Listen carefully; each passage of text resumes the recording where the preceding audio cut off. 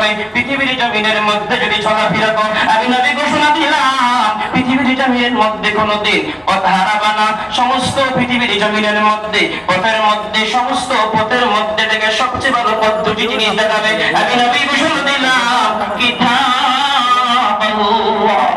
জগতের মানুষেরা আমার আল্লাহ যে কোরআন পৃথিবীর জমিনে দিয়েছে, কোরআনের মধ্যে যা কিছু আমার আল্লাহ নির্দেশন দিয়েছে, ওই কোরআন দ্বারা যদি জীবনটাই যদি আসলে মাঠে দাঁড়াবা কোনোটাই থাকবে না। কিতাব জীবন রঙ্গাবা আর আদর্শ পরিবর্তন করবা সুন্নাত রাসূলি। আমি নবী ঘোষণা দিলাম রে জগতের মানুষেরা, ও আমার সাহাবীরা, পৃথিবীর জমিনের মধ্যে আমি নবী সুন্নাত দ্বারা জীবনটাই ঘাও করবা।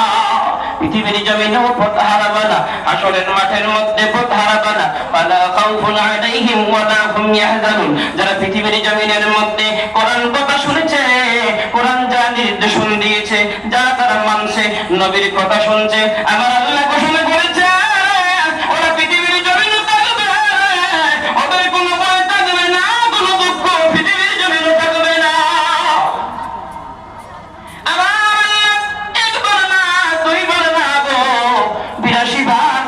মধ্যে সালাতের কথা বলেছো বাবা। যুবকেরা আজকের এই ময়দানে যারা বসেছো, বলুন কারা এই ময়দানে বসেছেন? হুজুর ফজরের নামাজ থেকে লইয়া মাগরিবের নামাজ পর্যন্ত একটি ওয়াক্তের নামাজ আমি সারি নাই। কারা বসেছেন? হাত তুলেন তো দেখি কারা কারা আছেন। ফজরের নামাজ থেকে নিয়ে মাগরিবের নামাজ পর্যন্ত একটি ওয়াক্তের নামাজ সারি। আল্লাহ রাব্বুল আলামিন জানান জগতের মানুষেরা আমি মালিক পৃথিবীর জমিনের মধ্যে পাঠাইছি, সমস্ত কিছুই আমি আল্লাহ তোর গোলামগিরির জন্য বানাইলাম। আসমান দিয়েছি রে, জমিন দিয়েছি, গাছপালা দিয়েছি, সূর্য দিয়েছি, চন্দ্র দিয়েছি, সমস্ত কিছু তোমার গোলামগিরির জন্য দিয়েছি। এ বান্দা কামা আরসালনা ফীকুম রাসূলা, সমস্ত মানব জাতির মধ্যে দেখেন এমন একজন বন্ধু পাঠাইলাম তোমাদের মধ্যে, আমি মালিকের নির্দেশন লইয়া, ঠিক না?